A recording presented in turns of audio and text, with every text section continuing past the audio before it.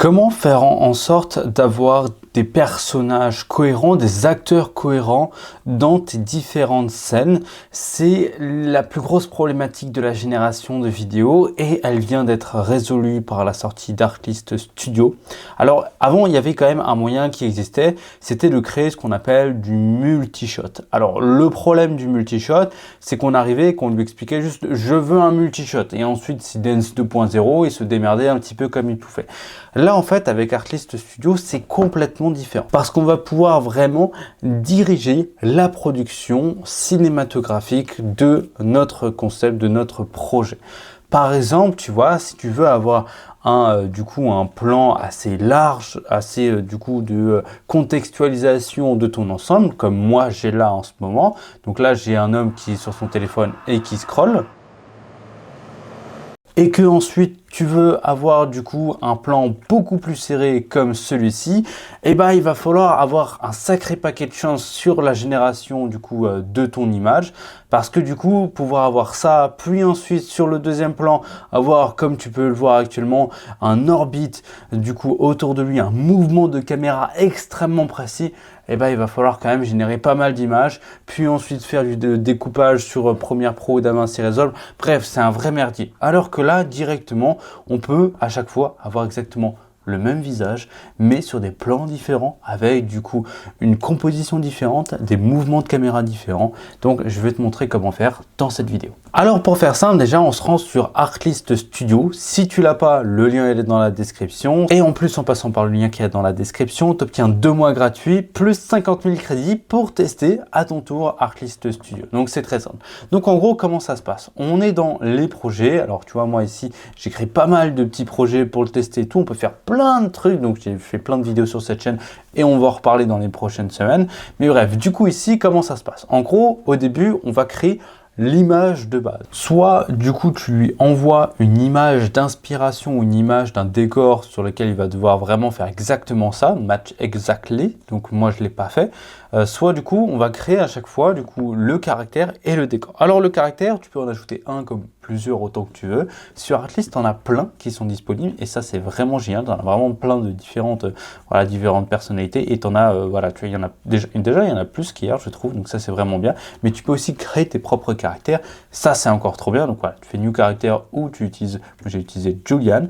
Et ensuite la localisation. Là, par exemple, pareil, il y a plein de localisations disponibles sur Artlist et au fur et à mesure du temps, il y en aura de plus en plus, mais tu peux créer tes propres localisations. Moi, par exemple, j'ai créé un circuit de F1 et une chambre un petit peu d'adulte et tout. Voilà, j'ai pris la gare tout simplement pour commencer. Donc en gros, là ce qu'on va devoir faire, c'est de définir l'image de départ, la première frame de notre vidéo, et on peut aussi définir la frame de fin de notre vidéo. Donc ça peut être aussi intéressant pour vraiment diriger d'où ça va à où ça va. Donc ça c'est intéressant. Moi j'ai fait que le début pour commencer, mais voilà, ça peut aussi se faire. Ensuite, une fois que tu as un petit peu généré ton image, tu génères un petit peu un prompt, il est en train de scroller sur son téléphone dans la gare. Tu peux évidemment l'améliorer ton prompt directement avec ce bouton-là. Ensuite, on va gérer un petit peu la composition. Donc déjà, où est-ce que se situe la caméra? Est-ce qu'elle se situe au-dessus du sujet, à son niveau, en dessous? Est-ce qu'on a un Dutch angle? Tu vois, plein de trucs comme ça. Donc c'est à toi de voir où tu le laisses en automatique, évidemment. Ensuite, qu'est-ce que tu veux comme type de shot? Est-ce que tu veux du macro, du full shot, du close-up, du extreme close-up, du extreme wide? Alors, il faut savoir que le close-up, généralement, il faut de l'extreme close-up pour avoir au moins ça de visage. Pour avoir même à peu près cette composition, il faut faire extreme close-up. Parce que close-up, il ne le fait pas assez, je trouve. Enfin bref, ensuite, tu peux évidemment gérer la lumière. Pareil, tu la mets en auto ou tu la gères. Moi, je l'ai laissé en naturel. Et ensuite, c'est à toi de générer une ou plusieurs images. C'est bien de faire 4 images directement. Comme ça, tu vas pouvoir avoir le choix en termes de création.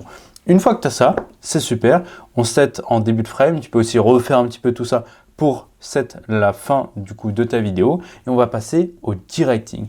Et là, ça va être intéressant. Parce que dans le directing, déjà, tu peux gérer à la fois le modèle que tu vas utiliser pour générer ta vidéo, ensuite gérer la qualité, gérer le format, si tu veux du 16/9, du 9/16, ça tu peux le gérer que ce soit maintenant ou quand tu génères l'image de base. Ensuite la caméra type, qu'est-ce que c'est?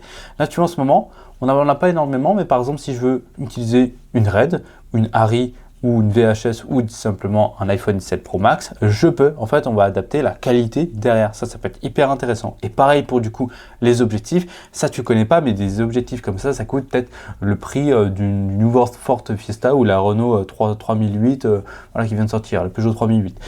Voilà, c'est plusieurs milliers d'euros, dizaines de milliers d'euros juste pour un seul objectif que toi tu peux utiliser quasiment gratuitement. Voilà, ça fait plaisir. Ou tu le laisses en automatique, c'est à toi de voir. Bref, ensuite, du coup, là tu mets le prompt. Toujours le personnage, du coup la localisation. Il scrolle sur son téléphone, un train arrive sur le quai, il lève la tête en direction du train. Super. La durée du plan, moi j'avais mis 5 secondes, mais tu peux le mettre jusqu'à 15 secondes. Ça va dépendre évidemment de ton modèle de génération de vidéo. Le motion, c'est quoi? C'est tout simplement le type de plan que tu vas faire, le mouvement de la caméra. Si tu veux que ce soit en orbite comme on a vu, un POV, des mouvements sur les côtés, etc. Bref, tu peux en faire plein, il y en a énormément, là encore, donc ça c'est bien, tu peux le laisser aussi en auto comme tu veux. Si ton personnage parle, tu peux soit avoir sa propre voix à lui, soit du coup générer une voix off à chaque fois, donc ça c'est aussi intéressant. Et ensuite tu génères une vidéo ou pas. Donc ça c'est bien. Donc là en fait, on va partir, on va générer la vidéo et voici le résultat que j'ai eu.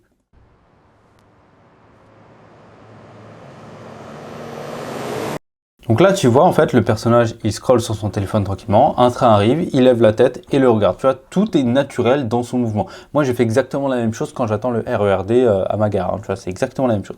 Donc là, c'est bien, on a notre premier plan. Mais du coup, la cohérence, on l'a pas encore. Et c'est là que Artlist Studio, il pète hyper fort, c'est qu'on peut créer, du coup, en bas, un nouveau shot directement. Et là, tu vois, j'ai fait pareil, j'ai recommencé, framing. Ce personnage-là, il est dans la gare et un train, il est sur son côté, il est en train de regarder le train. On a exactement le même décor, le même personnage, il n'y a aucun problème. Donc ça, c'est trop bien. Si par exemple, tu veux que ce soit un train rouge, tu peux très bien le mettre. Si tu peux, par exemple, lui envoyer par exemple l'image du train à la fin, tu le prends ici, tu prends une capture d'écran, tu vas ici, tu lui envoies directement une nouvelle image, soit pour qu'il fasse exactement un match ou qu'il s'inspire. Donc ça, c'est hyper intéressant. Pareil, tu gères un petit peu ça. Moi, j'ai mis Eyes Level, Extreme Close-Up. Tu vois, Extreme Close-Up, j'ai pas eu un truc hyper close non plus, mais c'est quand même intéressant. La lumière naturelle, tu génères ton image, tu la mets en set start frame, et ensuite, tout ce qu'on a à faire, là, tu vois, j'ai pas mis de end frame aussi, mais tu as juste à faire pareil, directing. Là, en fait, je lui dis, bah, le train, il est en train de passer. Lui, il regarde le dernier wagon, il le suit du regard. Et ensuite, j'ai amélioré avec le prompt. Ensuite, je lui ai dit, tu fais un truc, je crois que j'avais mis 15 secondes, je crois que, ouais, 15 secondes pour ce plan-là. Le motion, je l'avais dit de faire en orbite autour de la personne. J'avais laissé ça en automatique, une vidéo, et voici ce que j'ai réussi à générer.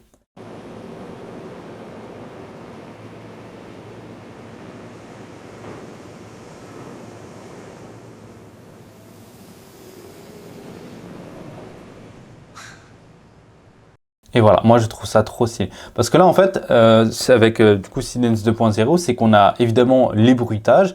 Là on a la cohérence entre les différentes scènes, le personnage et ce qui se passe. On a le mouvement de caméra qu'on n'aurait pas réussi à faire si on aurait demandé un multishot, etc. compliqué.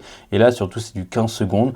Donc, moi je trouve ça beaucoup trop stylé. Franchement, c'est la nouvelle révolution qui vient de sortir. Après, évidemment, ça va devenir la norme. Mais voilà, en tout cas, ça vient d'arriver. Ça te permet d'avoir une cohérence absolument exceptionnelle entre tes personnages, tes plans, les mouvements de caméra, de vraiment tout diriger comme si tu étais sur le plateau. Sauf que là, au lieu que ça te coûte 15 000 € le plan, ça va te coûter quelques centimes à peine. Et je trouve ça vraiment trop intéressant pour toutes les personnes qui sont dans l'industrie de la vidéo et l'industrie du cinéma, de la filmographie.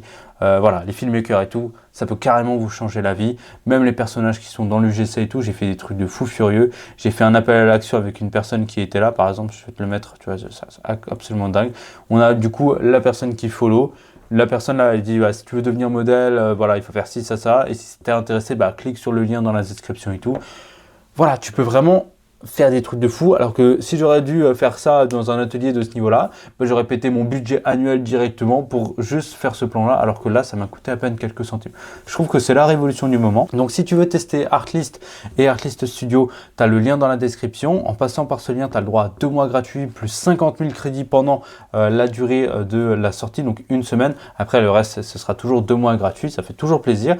Et voilà, si tu as la moindre question sur Artlist et Artlist Studio, les commentaires sont là pour ça. Et si tu as envie de t'abonner à la chaîne, bah, c'est avec grand plaisir. Moi, je te fais des gros bisous. À très vite.